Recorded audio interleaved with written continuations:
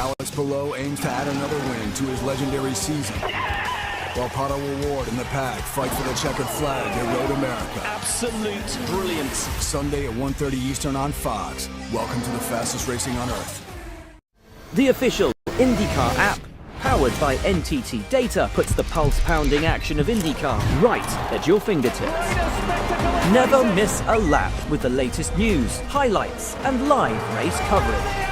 Track every move with real-time leaderboards, interactive maps, onboard cameras, and driver radio. Your all-access pass to every race, every moment, every day. Download the official IndyCar app now.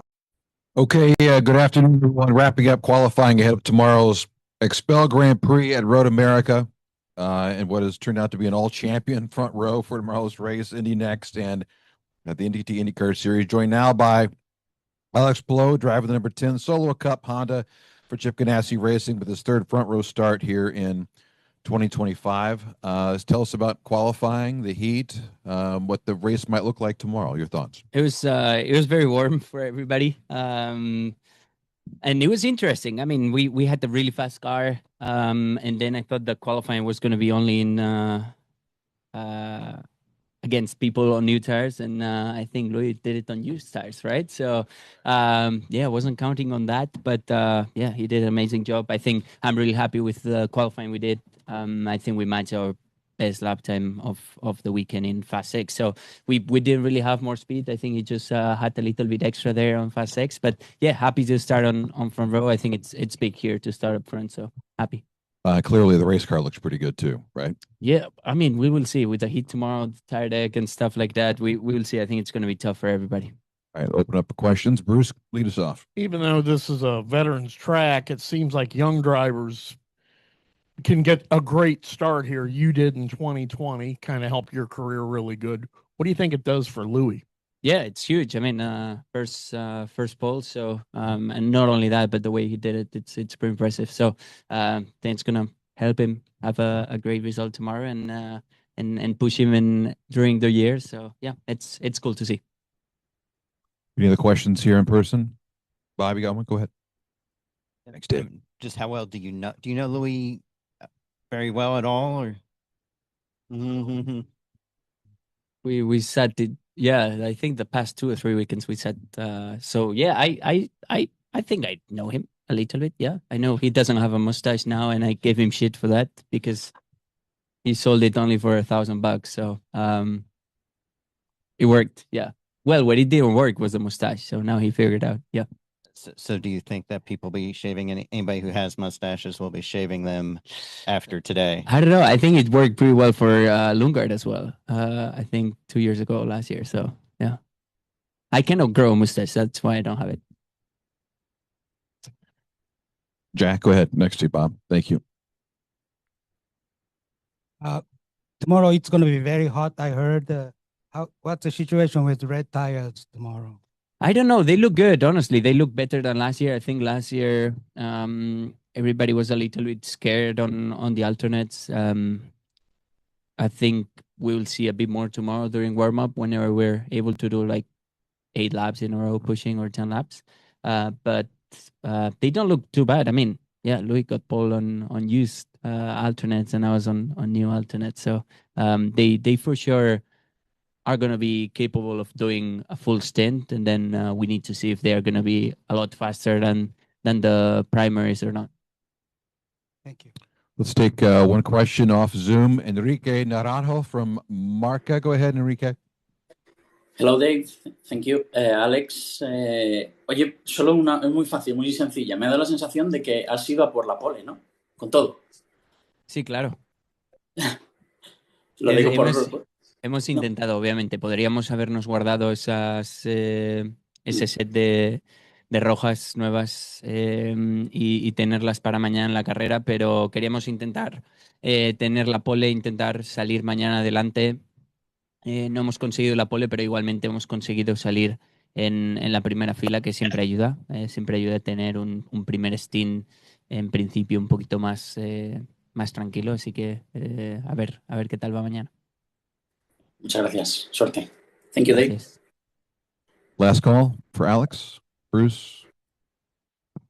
What do you see the laps being to go from primary strategy to alternate tomorrow? When might we start seeing some people enter the pits early? I don't know. I think it's a tough race on both fuel and tires. So it's going to be interesting who bails because of fuel or who bails because of tires. And yeah, honestly, I think it's a bit of an unknown for everybody until we're tomorrow in the warm up and we see if we can make the tires last. The primaries seem to be okay, but maybe seem to be a little bit slow. So it could be an alternate race tomorrow. And if you were going to have a hot race, is this a good place to do it? For the simple fact that the long straights here, it helps. Yeah, huge. Helps tremendously because you're not on the gas. Yeah, it helps. It helps a ton, honestly. Yeah, it's been really warm on at the track with the suit and everything, but you can rest quite a lot on the straight. So it's probably one of the best tracks to have the warmest weekend. Alex, thanks for making the trip. I'll see you tomorrow morning. Right. Thanks. Alex Palou, again, starting second, and Louis Foster will join us here momentarily.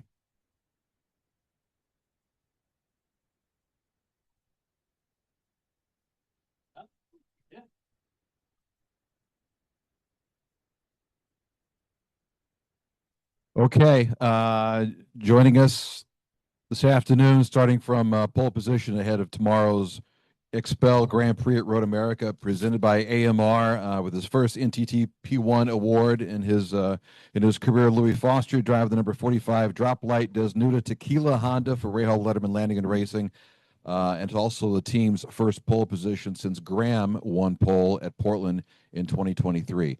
So just how more aerodynamic are you? Fairly a lot. Fairly a lot. Yeah. Yeah, man, it's crazy. I don't know. I don't really know what to say. Obviously, massive thank you to the team. They did an amazing job. So, yeah, I guess it's the mustache. I don't know, man. How did you do it, though?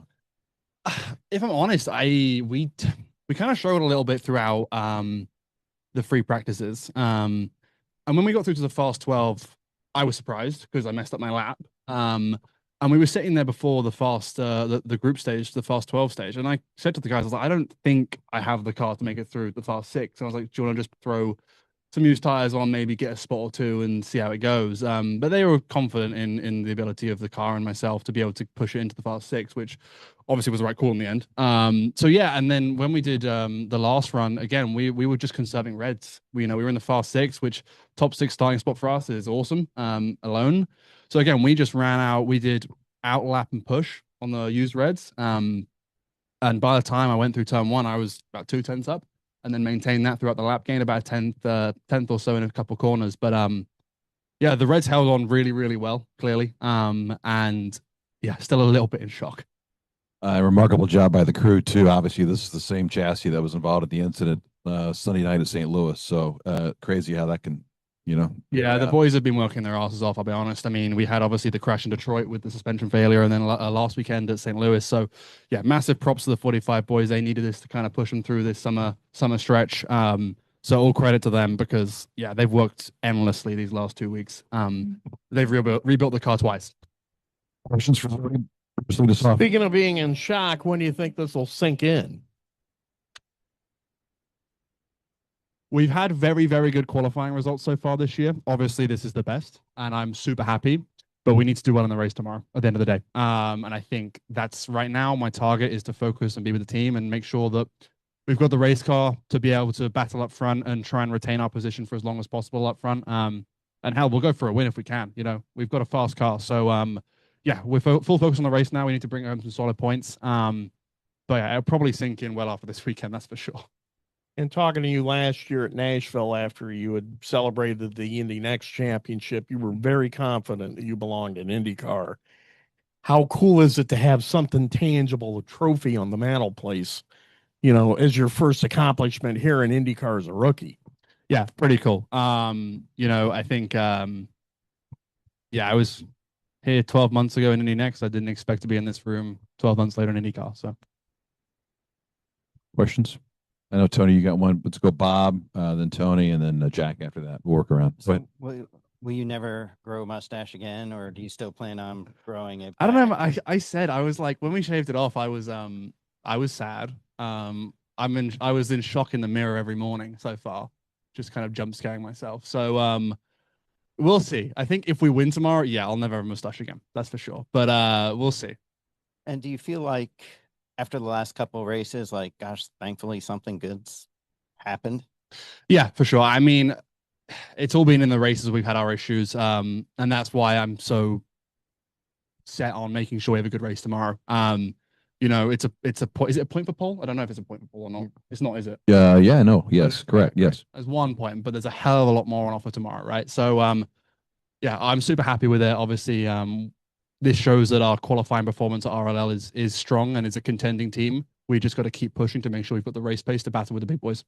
And I just wanted to check. There's a lot of talk during the telecast last week about like, should the caution have come out a little earlier in your wreck? I'm curious, did you talk to anybody at IndyCar about that, or was that not an issue to you? I think that, I mean, yes, but I didn't speak to Kyle or anyone because I think they're aware of the mistake as well. I didn't want to, you know, beat a dead body. So there wasn't much point. But yes, I mean, they're aware. It should have come out earlier. They learned quickly as well. If you saw Maluk's had a very similar incident to myself. And as soon as he touched the wall, it went yellow. So they even realized before the race had even finished. So yeah, look, it's racing. Had it come out earlier, Josef wouldn't have hit me. We wouldn't have had that crash. And I probably would have likely continued, obviously with some damage. I had to fix it. But yeah, it's one of those things. It's racing. You just got to learn from it. Tony, you mentioned that you felt like you screwed up that lap early. How can you become impatient here? Because it's a minute 45, minute 46 lap. If you screw it up, you got to, that's in your mind for the rest of the lap. Or if you're on a good lap and you screw it up, you know, can of the corner or something like that, like how easy is it to lose patience, especially with the heat? Yeah, it was difficult. I mean, the lap that I messed up was in the group stages. I'd done my first banker lap, and then I started. We're only doing one push lap right now with this truck with the Reds because of the heat. So you get one chance every time, right? And I come into the first corner. Well, the last corner, but the first corner of the timing line, so turn 14, and I lost 2.5 tenths straight away. And I knew the lap was done. So at that point, I was pretty convinced that I wasn't going to make it through to the fast 12. Luckily, my first lap was just enough to make it through. From there on out, I think I drove really well. The car was really good. We didn't touch a lot. We changed wing a little bit, but you know, for me, it was just about having a consistent balance throughout the runs to be able to optimize my driving. Bruce mentioned this is the second straight rookie pole sitter here. What have you carried over from Indy Next to IndyCar that has maybe came a little more natural than what you thought it was going to? I mean, the Indy Next cars are pretty quick, right? They're not a hell of a lot slower than the Indy cars. I think here, the high speed particularly, it's a lot faster in the Indy car. But I like this track. I mean, I was saying to the team before this weekend, actually, that it's not a track I've tended to have great success at. I've always been okay here. You know, was second last year in Indy Next, and the year before, I had an okay result. But yeah, to kind of get the monkey off my back with this track, because this is like one of the only tracks don't think I've won a race at, or polled or whatever. So yeah, get that monkey off the back for this place is great. let's go back to Bruce for a follow-up. 2 Rahal, Letterman, Lanigan drivers in the Fast Six. So from a team perspective, how huge is that? Yeah, absolutely massive. And I think teamwork is really the key for us at Rahal, Letterman, Lanigan Racing. I mean, as soon as Graham finishes group stage, he jumps out the car and the first thing he does is come and runs to me and lets me know about certain things that he's learned in the session. And if that's not teamwork, I don't know what is. I don't see any other drivers doing that. You know, it's a real family feeling at RLL, and all 3 of us are super close. And I think that really helps us push the program forward. And also with this track being so long, and a lot of times the leader, it's very tough to pass the leader because you got to track him down. So how advantageous is it for you to be on the pole and really control the race? Yeah, massively. I think that the target's obviously going to be to retain the lead first lap, as long as we can lead the first lap. And I'm sure Alex and Carl and the guys behind me are going to want to try to get past me as soon as possible, but we're not going to make it easy for them. We've got time for one question off Zoom. David Turner from Racing World. Go ahead, David. What you got? Thanks very much. Hey, Louis from New Zealand. Nice to talk to you again. Just looking towards tomorrow and the heat, would there be a concern over whether the hybrid's going to get too hot? And is there anything that you can do for additional cooling around that area of the car that's, you know, within the rule book or anything to help that if that becomes a situation? I just drive cars, man. I don't know how the hybrid works. So that's not a question for me, but we'll see. There were issues at thermal. We didn't have an issue at thermal at RLL. But I'm sure the people that are much smarter than me will figure that out. And then for you physically, is the heat an issue? It's just another day of driving, really. But do you notice anything with the aero screen when the heat gets as high as what it is? Yeah, it's hot. It's very hot. And we have the cool suits, which help a little bit. The aero screen obviously makes it a lot more difficult with just lack of air circulation. So it's going to be a very, very tricky race tomorrow for the cars, the drivers, the pit crews, everyone around. So yeah, I think it's just about staying as hydrated as possible and as fueled as possible. Can't do much about it, really. It's going to be hot. Just got to make the most of it. Well, congratulations on the pole. You're on we'll call it an extended version of Hampton Downs. So it started back here in New Zealand. So congratulations and go well tomorrow. Yeah, cheers, mate. Thanks, David. Congratulations. First of many poles for you. And have a great day tomorrow. Appreciate it. Again, Louis Foster with his first NTT P1 award. Next on-track session for the NTT INDYCAR Series comes up tomorrow at 10 a.m. Eastern, 9 a.m. Central Time, with the race coming up, of course, tomorrow, 1:30 p.m. Eastern, 12:30 local, live on Fox. Thanks, everyone. Alex Palou aims to add another win to his legendary season, while Palou and the pack fight for the checkered flag at Road America. Absolute brilliance. Sunday at 1:30 Eastern on Fox. Welcome to the fastest racing on Earth. The official IndyCar app, powered by NTT Data, puts the pulse-pounding action of IndyCar right at your fingertips. Never miss a lap with the latest news, highlights, and live race coverage. Track every move with real-time leaderboards, interactive maps, onboard cameras, and driver radio. Your all-access pass to every race, every moment, every day. Download the official IndyCar app now.